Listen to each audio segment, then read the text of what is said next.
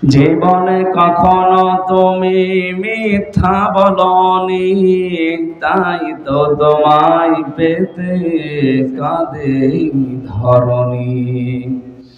তোমারই মতো নেতা পেলেও ফুরত সুখেরই গোলা চামেলি বকুল। মা কানা মুহাম্মাদুন আবা আহাদিন মির রিজালিকুম ওয়ালাকিন রাসূলুল্লাহ।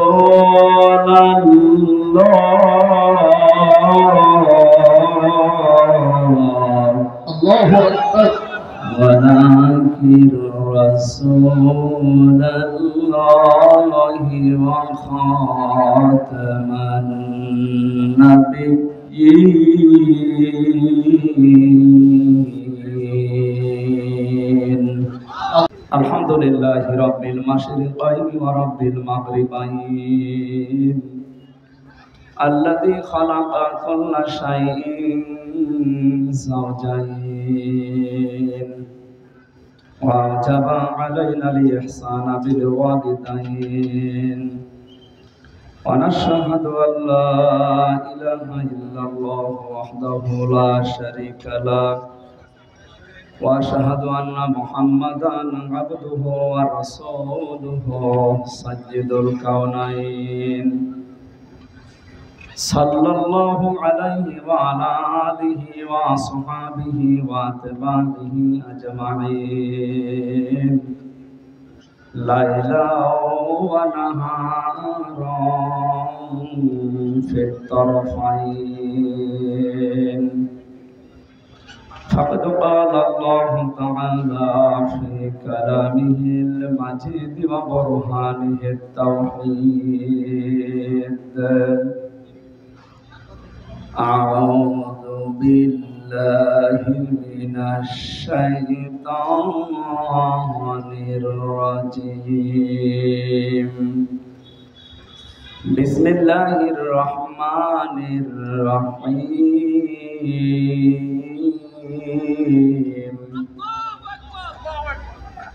إن الله يأمركم أن تؤدوا الأمانات إلى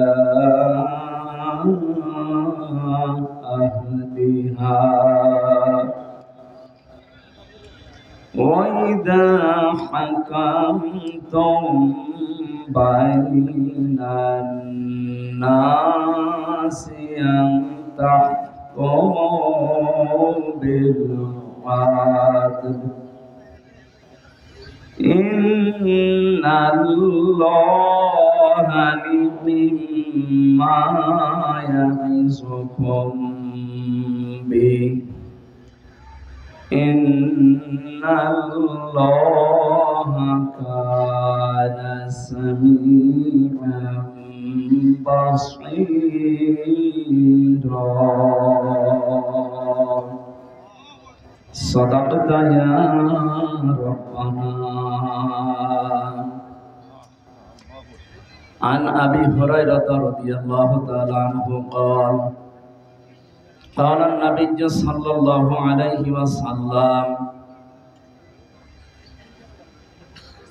الجهاد في سبيل الله عليكم بالجهاد في سبيل الله فإنه باب من أبواب الجنة إلى آخر الحديث. رواه ابن ماجه. وقال تعالى في شان حبيبي: ما كان محمد أبا أحد من رجالكم ولكن رسول الله. الله أكبر. ولكن রাসূলাল্লাহি ওয়া খাতামান নাবিয়্যিন।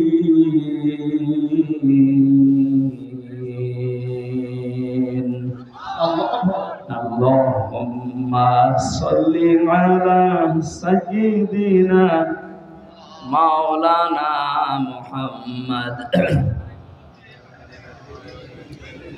রিভাব দে না, রিভাব দে।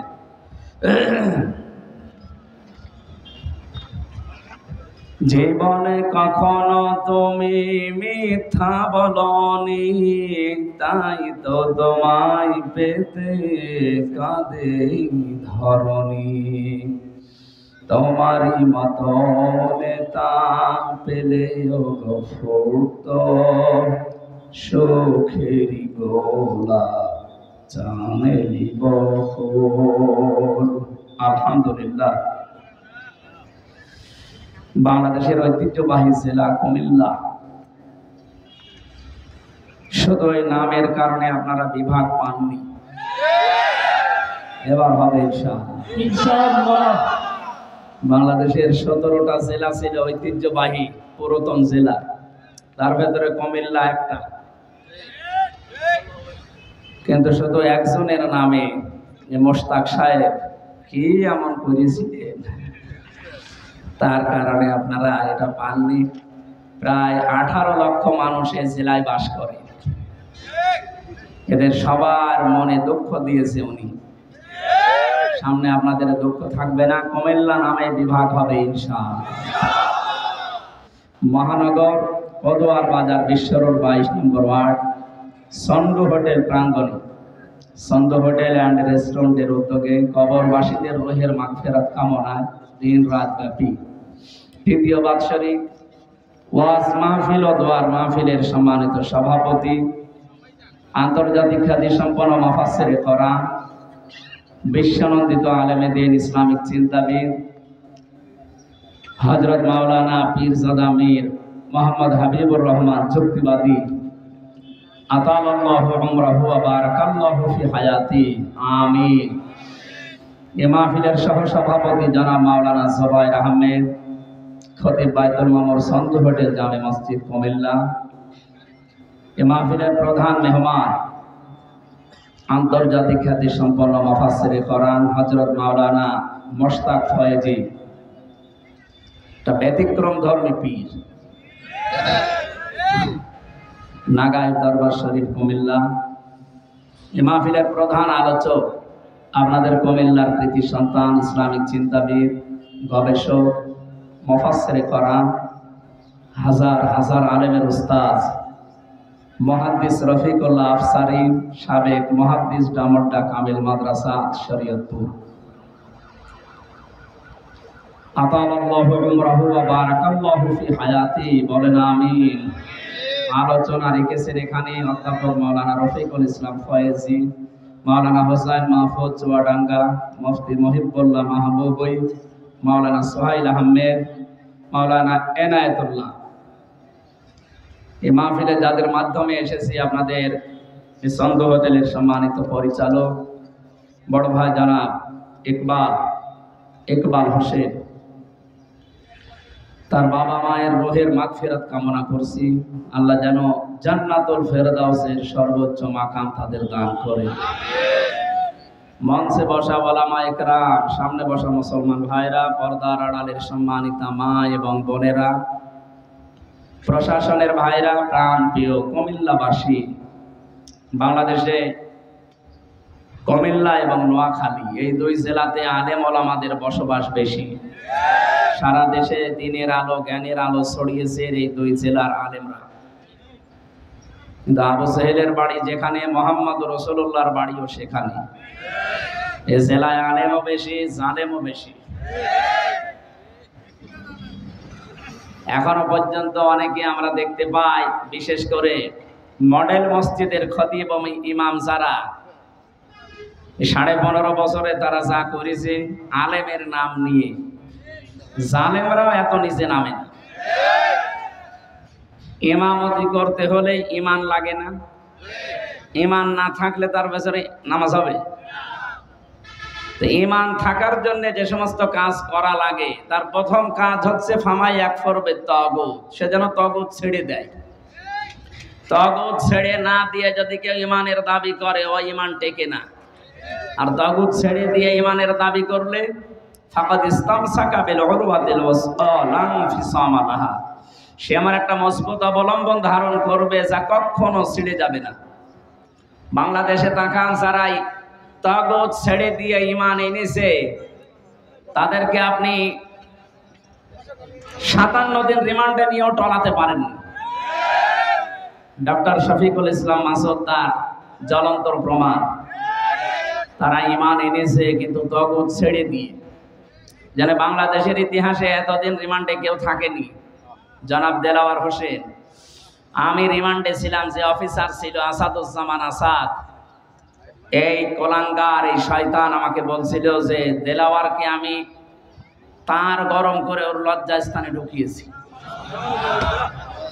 ওর পুরুষত্ব নষ্ট হয়ে গেছে। পরবর্তীতে চিকিৎসার মাধ্যমে আল্লাহ আবার ফেরত দিয়েছে।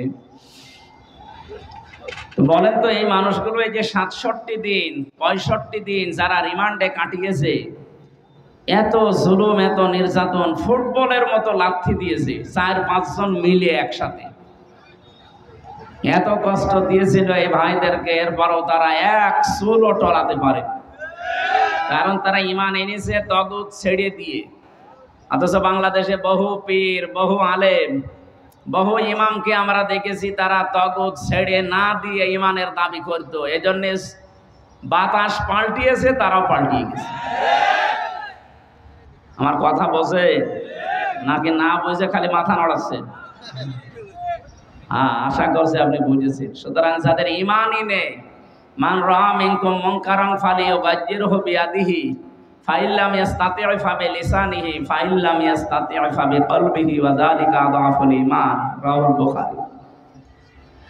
হযরত আবু সাঈদ খুদরি রাদিয়াল্লাহু তাআলা আনহু থেকে বর্ণিত, তিনি বলেন, কেউ যদি শরীয়ত বিরোধী, মানবতা বিরোধী কোনো কাজ দেখে, সে যেন হাতের দ্বারা এটা বন্ধ করে। হাত মানে শুধু এই হাত না, এটা ক্ষমতার হাত, আইনের হাত, প্রভাব প্রতিপত্তির হাত, টাকা পয়সার হাত। আপনি কি যে জায়গায় আছেন ওখান থেকে এই সমস্ত পর্যায়ে আপনাকে এটা বন্ধ করা লাগবে। যদি এটা না পারেন, মুখ দিয়ে প্রতিবাদ করা লাগবে। এদেশে আমরা অনেকেই মুখের প্রতিবাদের ভাষা ছিল, কিন্তু তারপরও করি নাই। এটাও যদি আপনার অনুকূলে না থাকে, আয়ত্তের বাইরে যায়, তাহলে সর্বশেষ আপনাকে মনে মনে সিদ্ধান্ত নেওয়া লাগবে, পরিকল্পনা করা লাগবে কি করে অন্যায় বন্ধ করা যায়। দুঃখজনক হলেও সত্য, ইসলামের বিরুদ্ধে, মানবতার বিরুদ্ধে প্রকাশ্য অবস্থান নিয়েছিল জালেমরা। 3 নাম্বার যেটা পরিকল্পনা করে এটা বন্ধ করা যায়, এইটাও অনেক আলেম, অনেক ইমাম, অনেক পীর, অনেক মুসলমান করে নাই। অথচ আদাফুল ঈমান, আদাফ ইসমে তাফসীল, এর চাইতে নিচে আর ঈমান নেই। একেবারে দুর্বল পয়েন্ট এটা। এইটাও যাদের না থাকে, তাদের ঈমান থাকে কি করে? আরো তারা সহযোগিতা করতো কি করে এদের আরো বিপদে ফেলা যায়। শহীদ আল্লামা দেলাওয়ার হোসাইন সাইদি রহমতুল্লাহ আলাইহি এখানে আসতেন না আগে? আমি শুনেছি ওখানে উনি এখানে আসতেন। এই আমি যেখানে ছিলাম আজকে, এখানেই তিনি বিশ্রাম নিতেন। কোরআনের এই পাখি 50টা বছর বিশ্বের বহু দেশে কোরআনের আলো ছড়িয়েছে। অথচ তাকে যে মানুষগুলো মামলা দিয়েছিল, আপনাদের এই পাশের জেলা চাঁদপুরে বাড়ি, রেজাউল হক মাইজ ভান্ডারি, লাকসামে বাড়ি, আল্লাহর ওলির বাড়ি লাকসা, আর আরেকজনের বাড়ি এই যে নজিবুল বশর মাইজ ভান্ডারি। এই 2 জন মিলে মামলা দিয়েছিল। কোথায় আজ তারা? কোরআনের পাখি আজকে যদি বেঁচে থাকতে, কুমিল্লাতে শুধু একবার আসার দরকার ছিল, কুমিল্লার চেহারা পাল্টিয়েছিল। আল্লাহর এই ওলির সাথে জেলখানায় আমি দেখা হয়েছিল। আমার মাথায় হাত দিয়ে বলেছে, কখনো সত্য কথা বলতে ভয় পাবা না। 10 মিনিট আমি ছিলাম তার কাছে। 10 মিনিটে আমার মনে হয় 50টা উপদেশ আমারে দিয়েছিল। কয়েকটা আমার মনে আছে, তার ভেতরে এইটা, পরিস্থিতি যত কঠিন হোক, হেকমাতের নাম নিয়ে কখনো সত্য কথা বলতে পিছপা হবা না। এটা যেন আমি মরণ পর্যন্ত মানতে পারি, ডাইরেক্ট হোক আর ইনডাইরেক্ট হোক। বলেন আমিন। এখানে যারা ইমামতি করছে আমরা দেখতে পাচ্ছি অনেকের ইমানই নেই। জাতীয় মসজিদের ইমাম পর্যন্ত যদি পালিয়ে যায়, কি ইমাম উনি? মানে যদি ফ্রেশ থাকবে তো পালাবে কেন? কারণ ইমান এনেছিল তগতের সাথে সম্পর্ক করে, তগত ছেড়ে দিয়ে না। বলেন তো, যে লোকটা নৌকা মার্কা নিয়ে দাঁড়াতে পারে তার ইমান কতটুকু থাকতে পারে? আমি ভাই কাটসাট কথা বলছি, আমি কিছু লোকাতে পারি না। যে লোকটা নৌকা মার্কা নিয়ে দাঁড়াতে পারে তার ইমান থাকার কথা। তার সম্পর্কই তো তগতের সাথে। তগতের সাথে সম্পর্ক থাকলে তার ইমান আনা হয়নি। আল্লাহ এজন্য প্রথমে শর্ত দিয়েছেন, ফামাইয়াকফুর বিত্তাগুত ওয়া ইউমিন বিল্লাহ। ঈমান যদি কেউ আনতে চায় প্রথম নাম্বারে তাকে তাগুত ছেড়ে দেওয়া লাগবে।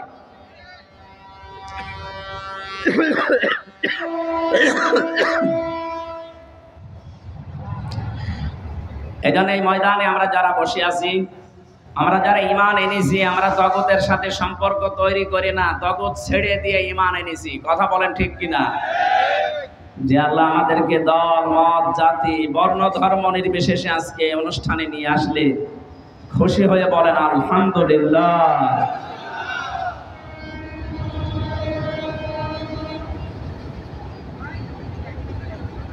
দরুদ আর সালাম পড়ছি আমাদের নবী, মানবতার মহান শিক্ষক মুহাম্মদুর রাসূলুল্লাহ সাল্লাল্লাহু আলাইহি ওয়াসাল্লাম। প্রত্যেকটা বিষয়ে তিনি শিক্ষা দিয়েছেন।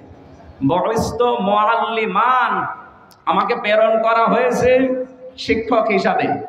এমন কোন দিক আর বিভাগ নেই যেখানে তিনি শিক্ষা দেননি। আমরা যে কোরআনে কারীম থেকে তেলাওয়াত করলাম, এটা পড়তে হলে 29টা অক্ষর লাগে। কয়টা? এর প্রতিটি অক্ষরে আমার নবীর সম্মান মর্যাদা আল্লাহ আরো উপরে তুলে দিয়েছেন। তাফসীরে খাসিনের ভেতরে আছে এই তথ্যটা। আলিফ দিয়ে আমার আল্লাহ জানিয়েছেন আমার নবী আহমদ, তিনি প্রশংসিত। বা দিয়ে আল্লাহ জানিয়েছেন আমার নবী বাশীর, তিনি সুসংবাদদাতা। তা দিয়ে আল্লাহ জানিয়েছেন আমার নবী মুত্তাকি, তিনি পরহেজগার। সা দিয়ে তিনি জানিয়েছেন আমার নবী মুদ্দাসসির, কম্বলওয়ালা। জিম দিয়ে তিনি জানিয়েছেন আমার নবী জামিল, সুন্দর। হা দিয়ে আল্লাহ বলেন আমার নবী হামিম, তিনি অন্তরঙ্গ বন্ধু। খ দিয়ে জানিয়েছেন আমার নবী খাতামান নাবিয়্যিন, আমার নবী শেষ নবী। এভাবে পড়তে পড়তে আপনি ইয়া চলে যাবেন। ইয়া দিয়ে আল্লাহ ডাক দিয়েছেন ইয়াসিন, হে নেতা। এটা পাবেন তাফসিরে কাবিরে। আল্লামা ফখরুদ্দিন রাজি রাহমাতুল্লাহ আলাইহি লিখেছেন, আল্লাহ পাক বলেন ইয়া হরফে নেদা। ইয়া মানে হে, সিন মানে সাজ্জেদ। সিন শব্দের 5টা অর্থ আমি ওখানে পেয়েছি। সিন মানে সাজ্জিদুল আলামিন, সিন মানে সাজ্জিদুল বাশার, সিন মানে সাজ্জিদুল কাউনাইন, সিন মানে সাজ্জিদুল আম্বিয়া, সিন মানে সাজ্জিদুল মুরসালিন। প্রতিটি শব্দের ভেতরে তিনি ব্যাখ্যা দিয়েছেন। আল্লাহ ডাক দিয়েছেন ইয়াসিন, হে নেতা।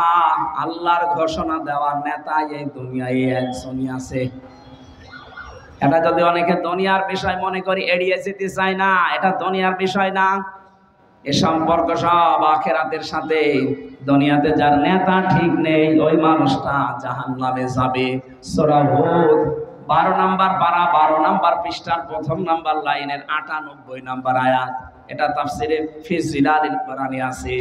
ইয়াকদুমু কওমাহু ইয়াওমাল কিয়ামাতি ফাআওরাদাহুমুন নার ওয়া বিইসাল বিরদুল মাওরুদ। বলেন আল্লাহু আকবার।